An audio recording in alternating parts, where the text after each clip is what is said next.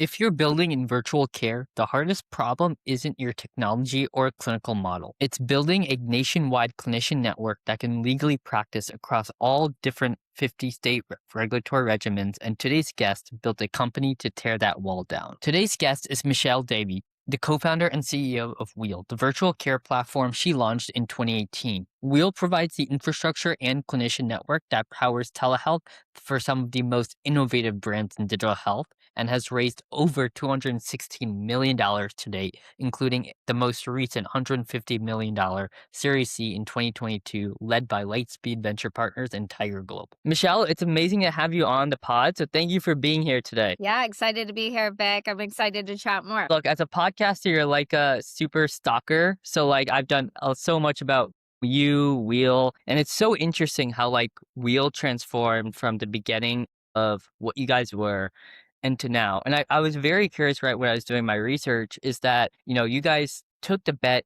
on primarily infrastructure instead of going on a consumer brand. I'm curious, was that the right way to do it back in like when you started around 2018? And do you kind of like regret doing that, or like do you think there was like a potential other way of kind of starting? Yeah, great question. I kind of smile and laugh because I think back to 2018. Probably for many people, building a telehealth virtual care infrastructure was not the right bet. A lot of people didn't even know that telehealth was a thing. We predominantly were seeing, utilization hover around 6% of all urgent care visits in the US were going to telehealth. So it was not as big of a market as it is today. And pre-COVID, so also something where clinicians and doctors weren't openly practicing in telehealth as well. That's actually why we jumped heads first into the problem, was how to enable clinicians to practice in this new way. It used to be seen as this like dirty secret where clinicians went to work and for more flexibility, but they wouldn't put it on their resume. They didn't talk about it. And so really the core thesis was about how do we enable new builders and new entrants into telehealth? And then how do we enable clinicians to practice in this new model that maybe they hadn't before and bring some credibility to the model broadly. So I definitely don't regret starting as an infrastructure company. That's our roots. That's where we've been. It's built a lot of the core foundational muscles that it takes to be a large scale enterprise infrastructure company. It takes that long since 2018 to really build to the scale and the enterprise value that we've created for the market. But it was not obvious. I would say that to many, many people that infrastructure even needed to exist in a space like A lot of companies, I'm assuming, that use Wheel don't even tell their own customers that, hey, Wheel is in the background and things like that. How did you manage to kind of build a solution where it's like, you're building for your main customer, but it's like helping their customers at the same time for so many different things and so many aspects? Because I think that was a pretty big differentiator at that time where it's like, hey, you don't have to put our name on your brand or anything. You can just use our stuff in the background and different layer. Yeah, one of the things that I thought about from the beginning and we used to talk about as a core founding team was like anytime you're on the internet and you're handed off to a third party site, you really lose trust in where you're going, right? I think that's pretty normal. And then think about healthcare, where trust is the foundation bedrock of how patients and consumers engage and continue to engage in their health. And so from the very beginning, our white labeled nature, not just, hey, slap your brand on it, but you don't have to mention us, really being the foundational back-end infrastructure player without a powered by Wheel or something like that embedded into the technology, was really around establishing trust between the patient brand or the customer brand and the patient and the consumer. And we thought interjecting in that relationship really created a very disjointed and untrustful relationship between those two parties. And as D2C has risen, we've really seen that come to life. These enterprises that we support today, they have huge member populations, whether they're a large retailer with a unique footprint or a pharmaceutical company or even, a digital health company that's created a member base. Interjecting in between there creates some just distrust of the consumer.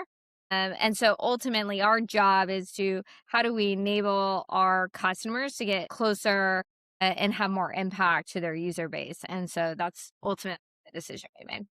Correct me if I'm wrong. When you guys first started Wheel, you guys first were working with digital health startups, and now you guys work with a lot of enterprises and different organizations at that scale. Was the decision to start with digital health companies and those early companies like the strategy, or was that the only door that you kind of thought was the best way to get to enterprise? Like, what was your strategy on the customer front? Yeah, great question. Two things are true. One was digital health was where all the innovation was happening. Mm. So when thinking about selling telehealth in 2018, even 2020 pandemic era to a hospital system or a payer, as they already long sales cycles because of their enterprise buyers, what we didn't have was the ability to come in and say, no, don't just bring the broken doctor patient relationship that you have and bring it online. That doesn't work. Consumers don't want that. And they definitely just don't want to regenerate that digitally. So, what we thought about was, okay, how do we build scale and build reputation and innovation in a space? That was really the digital health companies. Then in the pandemic, you saw thousands and thousands of them getting funded. And so we were really able to sit outside of the traditional healthcare system, build innovation, build reputation, outcomes, etc. And now as we've moved up market, we can take all these learnings from our consumer health partners and take them to traditional healthcare. So we sat outside of this system strategically, but we also then use those capabilities, those outcomes to drive innovation in new parts of the market that are more traditional in nature by healthcare. But that took years of kind of that evolution and really to build the credibility and scale that we have at this. Yeah, and when you guys started, there was a big, I guess they were coming to a boom of like consumer telehealth, especially with COVID, obviously. And what did you kind of understand about virtual care that you think a lot of other people really didn't get correct or really didn't think of immediately? Obviously, now it's completely true with your thesis, but like, what was that at first that you thought was like, okay, this might or might not work? Yeah, I think from the beginning, I always had a core belief that consumers wanted this type of care, not care that was, like I said, replicating a broken system and just bringing it online. Wait, one of those core thesis parts of that thinking, the idea that Wheel never has a waiting room. There is not any of our customers have a waiting room inside of their virtual care because the waiting room is the least popular place in any doctor's office, right? We didn't want to just recreate that. So, how do we get faster? How do we meet the patient when they're online, ready to receive care? So, we didn't even construct a waiting room from the very beginning. It was how do we instantly match a doctor and a patient in real time? And so, my core belief still is obviously proving out over the years is that consumers want a different healthcare experience. They want it to feel like a consumer experience, and they don't want just replicating what's been happening in traditional offline care to come online. You mentioned the provider patient relationship there, and I was so curious when I was looking into you guys was the concept of the Wheel provider network, and I feel like that's such a big wedge that you guys have versus other competitors and things like that that you can provide to your customers. How did that thought process come about to kind of work with, state by state licensing for, for providers and things like that? That's actually where we started, was really about how to bring clinicians, as I mentioned, online and how to meet the patients where they're at, regardless of when they come online, where they're located, and then keeping those costs low. So I think, really the differentiator of Wheel is not just the fact that we have a network, but we have a network that is built for scale. The Wheel network is powered by proprietary routing technology. You can think of this akin to like a marketplace like Uber or Lyft, just much more complexity because it's healthcare. And we're managing nuances across all 50 states 24/7, 365. But these technologies, and there's multiple technologies, everything from our large capacity models to our routing technology to our in-house scheduling technology, and even some of our data analytics that all feed together to ensure that the patient is getting the right doctor at the right time, but even more so that a clinician who has licensure is seeing the right patient at the right time. I Mm. use the analogy of like air traffic control. You may have a Cessna coming in that's much smaller, and you have a large Boeing coming in. Like, how do you make sure those plans are landing on time if a clinician has multiple licenses? And Yep. then second is, well, maybe that Cessna's out of gas. Of course, you would say, oh, the Boeing with more people is coming in, but maybe the Cessna's out of gas. So that air traffic control is really important because a patient in Idaho may be waiting or ready for care, and a clinician has a license in Idaho and Texas, but there's also 10 patients in Texas. We're going to try and get the patient in Idaho seen while there's a deeper bench in Texas. So it's a very mathematical equation that luckily technology does every single day. We match patients and clinicians in sub 1 second at this point through our technology. Again, going back to the waiting room is the experience we didn't want to create. And so using that technology from the beginning, and that's become a core part of our thesis and what we've built into our technology. And then over the years, we've built more and more and more technology to drive consumer healthcare for large enterprises across over 100 different care conditions. So I think that's also where you see a lot of the complexity coming at Wheel is we don't do just urgent care or primary care or even just birth control or women's health. We do over 100 different care conditions, including deep cardiometabolic health, weight management to diabetes and sleep, all the way to menopause programs, et cetera, while wrapping around almost, like I said, at 100 different care areas. So a lot of complexity built into the system and technology itself. I think that's a good point. I was curious, like for specific like enterprises or different organizations that are using Wheel, what kind of like, I guess, comorbidities do those patients have that are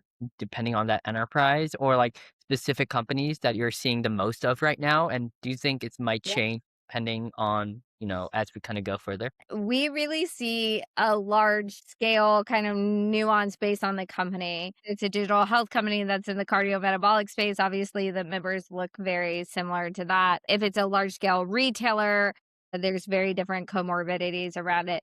No two ways around it. I think cardiometabolic health is growing and scaling at a rapid rate via virtual care. 1 in 5 patients on a GLP-1 are coming in from telehealth. So a large amount of telehealth in the GLP-1 space. As the new molecules and new indications come for cardiometabolic health, I expect that we continue to see that trend, and not just enterprises like retailers and, the obvious digital health companies, but we're seeing traditional healthcare payers, PBMs, hospital systems, even large scale employers have to figure out solutions for a consumer population that may have comorbidities around a number of different areas. But with new indications of cardiometabolic health, we really believe that having one platform that enables multiple types of care conditions is what reverses the fragmentation that's been happening in healthcare for a very long time. Absolutely. You mentioned GLP-1. Now we're seeing like big rise with peptides that just got approved. Are you seeing a big bump in these kind of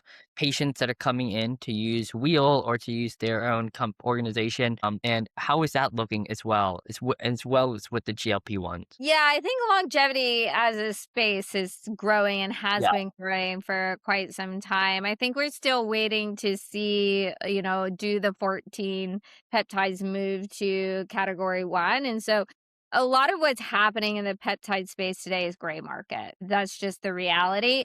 What it is showing is, though, that consumers are comfortable in taking action with their healthcare upstream and being more preventative than ever. Thinking about longevity, thinking about labs, healthcare companies like Function Health and Superpower, really wrapping around that thesis. And we're seeing more and more drive to that.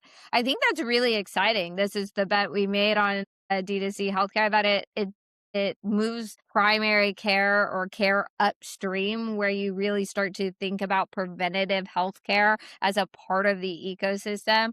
I think, there's caution, anything on a gray market where, what consumers are doing is getting information off of Reddit and Discord and kind of injecting themselves is scary.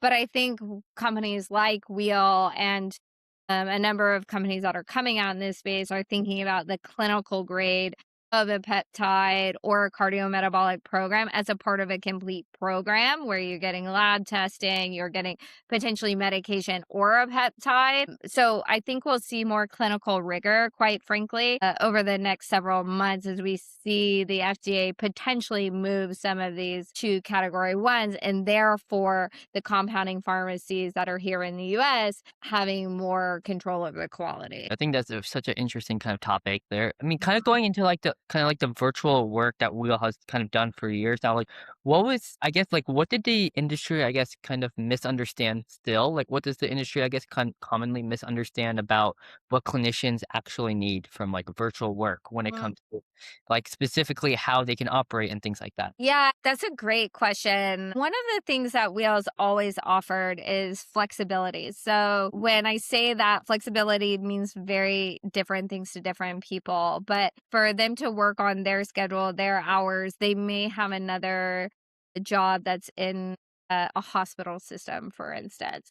One of our beliefs is that we don't want to take clinicians out of brick and mortar. There's not enough physicians, nurses, nurse practitioners, etc., to see patients in person. We know that to be true. And there's, 80% of the US lives in a healthcare desert. So our view was, well, how do we make it easier for these clinicians who are still practicing in a brick and mortar setting to also participate in telehealth? That may look very different than another company who's like, oh, I'm going to take 10 doctors and staff them 40 hours a week, Monday to Friday, 8 to 5. Because we do such scale across the US, thousands and thousands of visits every hour, we have to think about how do we enable clinicians to practice in a whole new way. And if they have an extra 20 hours a week, on average, clinicians at Wheel practice somewhere between 15 to 20 hours per week. And if they have additional time that fits their schedule, where it's nights, weekends, mornings, evenings, etc., how do we utilize that time in a way where we can have them see more patients?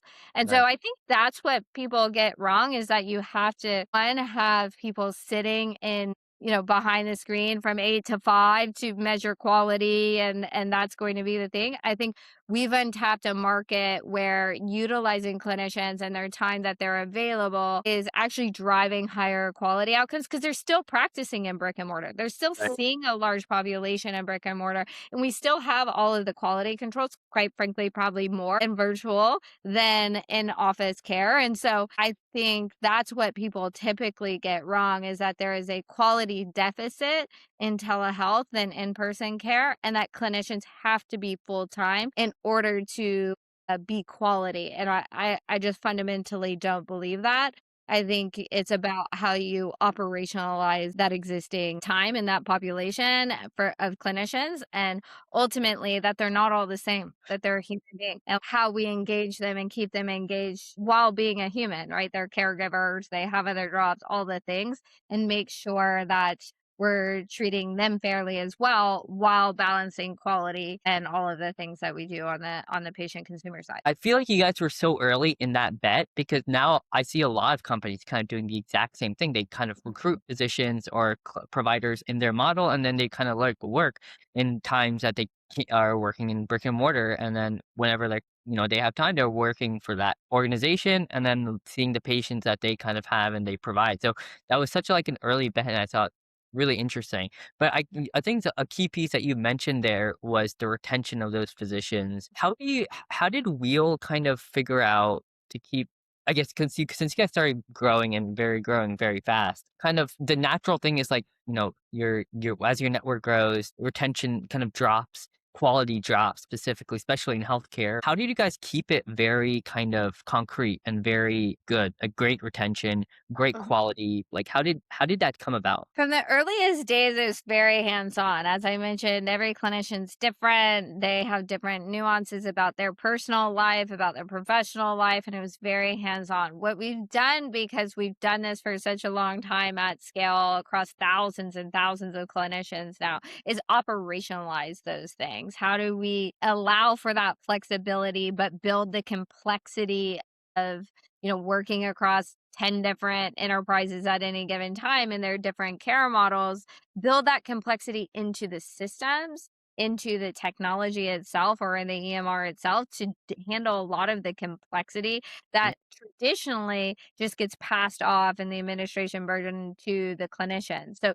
we Right. thought about that from one angle. That helps us with how do we enable one clinician to do more during their time. And when I say do more, it's not do more administration, it's see more patients, be with the patients, provide the care that they're seeing. And then second is really build the clinical guardrails that are appropriate for different care conditions. It's one thing to be a primary care clinic and just have a HEDIS score and kind of measure the guardrails of clinical Yeah. quality based on that. It's another thing to have a complexity of 100 different treatment areas and measure quality scores across those different things while clinicians are practicing. So thinking about how do you enable that for different care models, again, building that into the technology, the processes, and the teams are really important. And I think now as we've scaled, this is so repeatable for Wheel. It's our core DNA that this is not the hard thing anymore at Wheel. So it's really the building that. And now we're making those faster and better,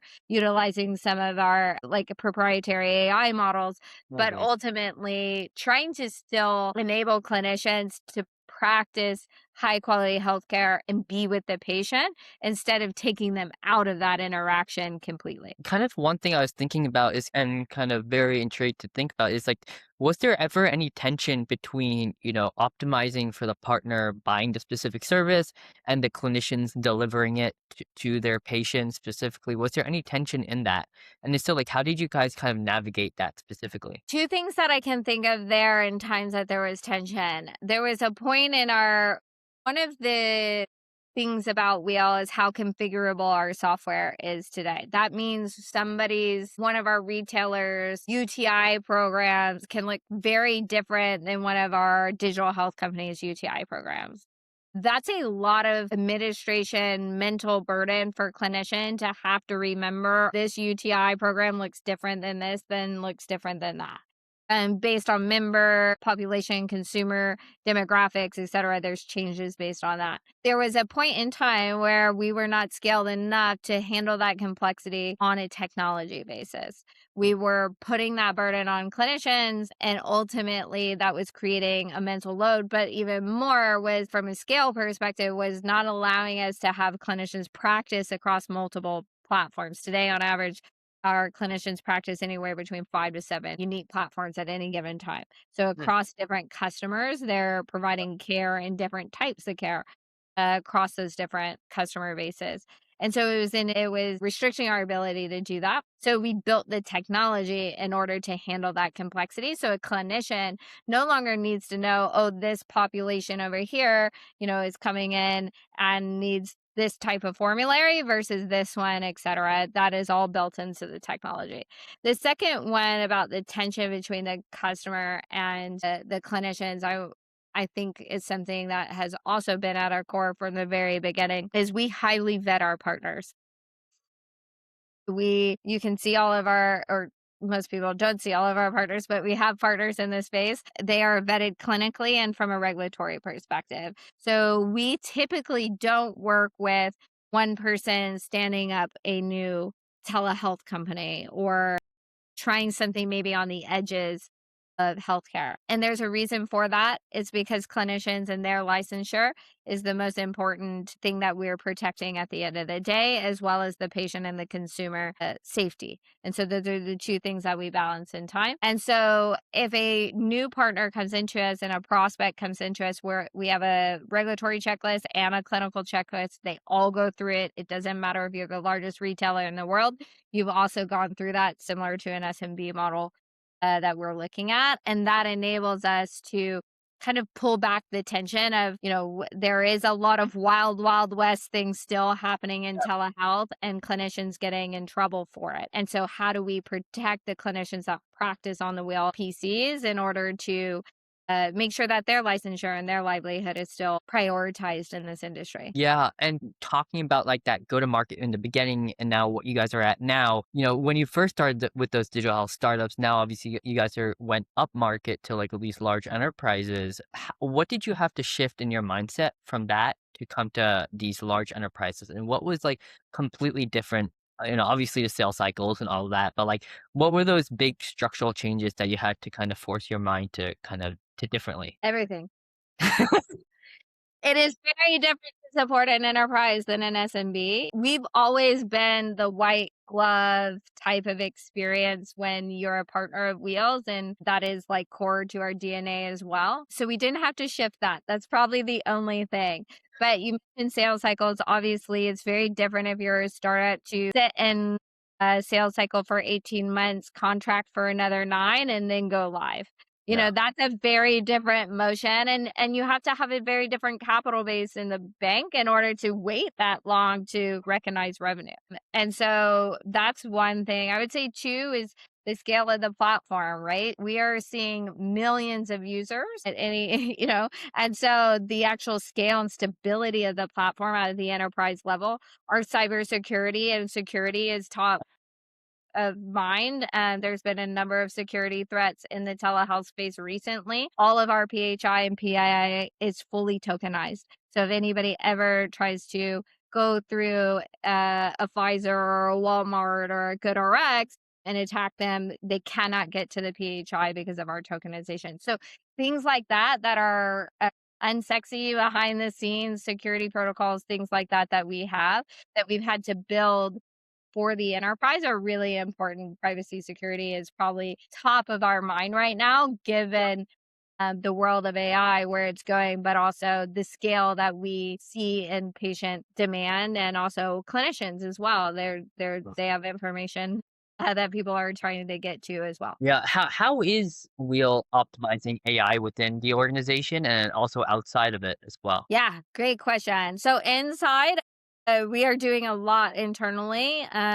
We are so by the end of this year, 70% of all of our internal operations will be agentified. So we are heavy into the agentification of our operational efforts, which is awesome. It's been Yeah. great to watch. One thing that if anybody started pre kind of AI native will tell you is you've built agents probably 3 or 4 times for the same thing because the models change, things change. And it's okay to say like we built that once, but we're having to rebuild it. That is not cool, like not the DNA of an enterprise startup of even 5 years ago.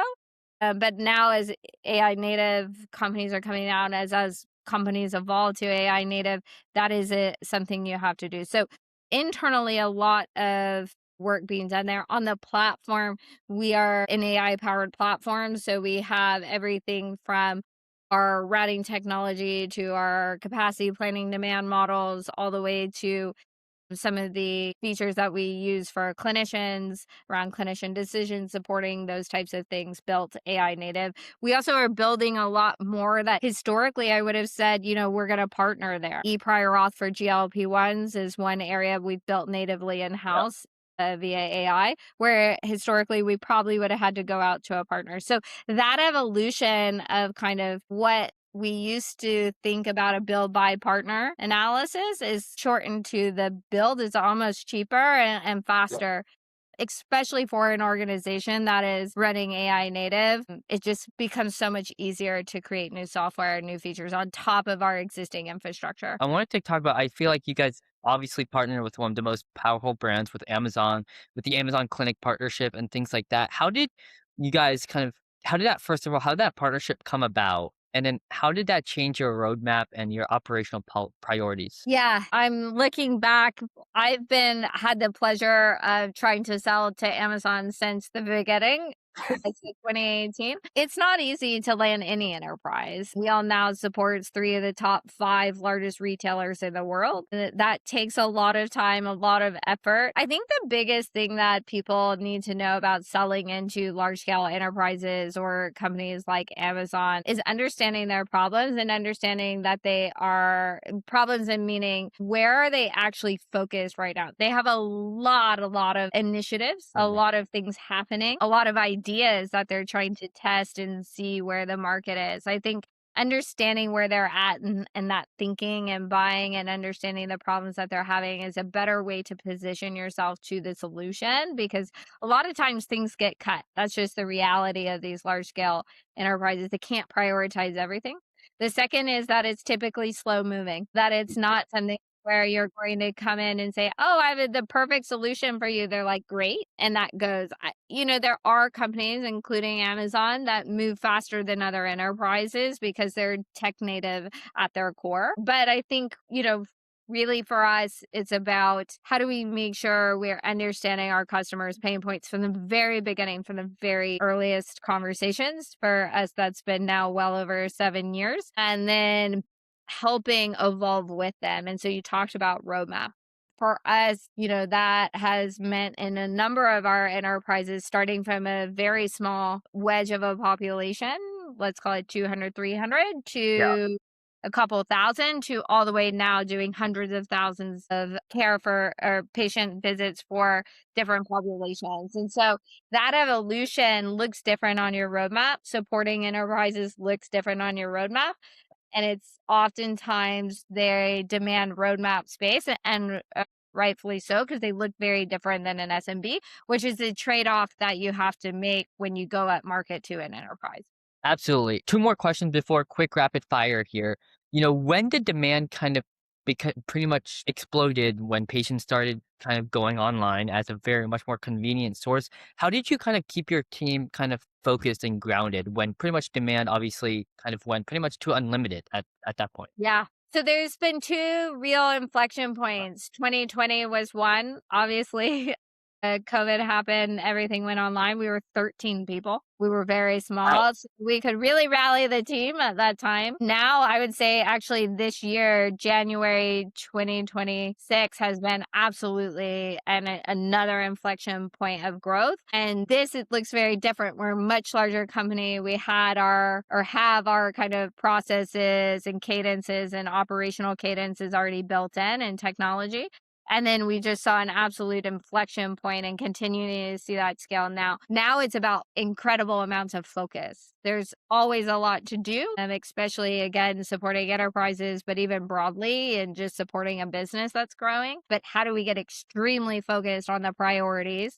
So my job as a CEO is two things: keep money in the bank and make sure the team is focused on the right priority. And so we talk a lot about the priorities of the company. We used to set those priorities, you set them annually in an OKR, and then quarterly, you're like, "Oh, my quarterly OKRs," and like set them. We're now talking like monthly or weekly. We are in weekly status. Like, this is the highest priority given the growth curve that we're seeing today. Interesting, so crazy. I saw like a interesting thesis, kind of something like you posted where you kind of argued that real TAM is in outpatient care and not really going super upmarket into, and again, just focusing solely on big contracts.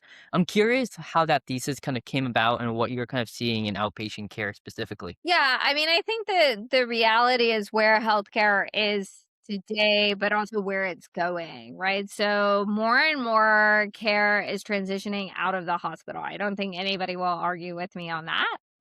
And transitioning out of the doctor's office. We fundamentally believe in the next 5 years, 70% of healthcare will be delivered virtually. And we are seeing that play out. There's different models. There's different D2C versus, insurance reimbursed versus from your employer. So there's different ways that we're going to see that come out. But ultimately, what we know is true is humans are becoming more AI, or not just AI native, but digitally native than ever. AI is creating abundance of healthcare that's driving up cost of care. And then ultimately, more and more people are in a healthcare desert. All of those are solved by virtual care. So the TAM is just getting larger because more and more abundance of healthcare is going to be created because of all of the reasons I just mentioned. And we're excited for that. I want to live in a world where healthcare, you're not making decisions between going to a doctor's office or, putting food on your table. You should Right. be able to say, you know what, I'm feeling a little off today. Maybe I can check in and see why. Preventative healthcare. And then secondarily, if you are in a place where you need healthcare and the system to work for you, you're sick care, as we call it in healthcare, then you need to be able to access this in real time, not waiting between doctor visits to say, you know, this last 6 weeks I've had, or 4 weeks, I've had my blood pressure going up and down. Now your wearable data can revert that in real time, and a clinician can see that and jump in. So I think there's a huge abundance of healthcare coming. We're seeing it started now, but we're, fundamentally watching the rewiring of healthcare right now. I completely agree. Final question, actually, I promise, before a quick rapid fire, and I think it's really important, is that I think, and I think you would agree on this, is that founders, as they put a lot of pressure on themselves, and I feel like that's something that you've kind of talked about as well. And I think that's really important that they kind of maybe potentially, or, not just focus on their company, but everything outside of that, everything that can potentially grow the company even more. How did you, as a manage to grow the company to what it is now? And how did you manage to, you know, do, what you kind of, I guess, preach when it comes to the pressure? And how did you manage that as a CEO? Yeah, there's not any one way that a founder, and so many people are wired differently. I think but that being said, I always say this is not a marathon, or it's not a sprint and it's not a marathon, it's a sprint marathon. There's a lot to do, there's a lot of pressure. Whether you're venture funded or not, right? You're willing a new thing into existence. That Yeah, comes with a lot of pressure. It comes with a lot of time. I've been, through different parts of my time as a founder and CEO, managing that differently. I would say now I've had 2 kids over the last 3 years. So, time with my family versus time in the office really matter. yeah, think the focus really matters. But two, how I get help outside of my professional life, personal life as well. I outsource a lot of things. I have great help at home. Those are things that enable me to show up as a great human and a great leader, hopefully a great leader every single day, because I can have the help at home. And then when I yeah. shift to being a mom at home, I can be there with my children and know that the company isn't in disarray because I've removed myself. So there's a bunch of building processes inside of the company to ensure that you yourself scale, your thinking, your ideas. I heard on a podcast the other day that one of a CEO is building an agent that's just for his thinking, and he's releasing it to his team so that if they have a question, they ask the agent first, and it will tell them what, That's rightfully what he thinks. And so how you scale yourself inside and outside of the business are incredibly important. quick rapid fire here. Are you ready? Yes. All right. So, what is a specific clinical workflow you think that will be fully autonomized within maybe 4 to 5 years from now? Prescription renewals. Yeah, that's an interesting one. I mean, so when it comes to, I guess, prescription renewals is a pretty big one, I think. But kind of second one, what is like the metric, that primary metric per wheel that you would kind of like put on a billboard that you're like most proud of? Number of lives touched in the last 3 years. Is that also the metric that kind of makes you like most proud when you to wake up and work on the business every single day? Yeah. Yeah, I mean, we touch now tens of thousands of patients every single day, and that's incredible. Yeah. And so delivering care for over 8 million patients in the last couple of years, I think that's what I'm most proud of. And the compounding nature of what we're seeing that grow to every single year, the growth rate's just becoming even more and more and more. And I think at the end of the day, you can look at revenue and you can look at a number of things, but if you're really trying to change healthcare and you're bringing an innovative model similar to Wheel, the lives that you touch in that model is the most important. Absolutely. By 2030, how will the telehealth market look? Would it be bigger, smaller share of the total care delivery? It will be much more native into healthcare, meaning you won't even call it telehealth versus in person care. It's going to be fully native. Native. It's just healthcare at the end of the day. You're just going to access it digitally. Final question here. The best advice you've gotten that you did not listen to? Don't hire somebody based just on their resume. As a recruiting background, and that's where I spent some of my professional life pre-wheel. You can get really excited about the company somebody's worked for, but I think it's more important about their raw horsepower and where they fit into the organization, and if they're going to bring that level of effort and autonomy that's needed for an early stage startup that could be different from stage. Michelle, it was amazing having you on the show, and I enjoyed this so much. It was a pure joy. I truly appreciate it. So thank you so much for being here. Yeah, thank you, Vic. It was great to chat.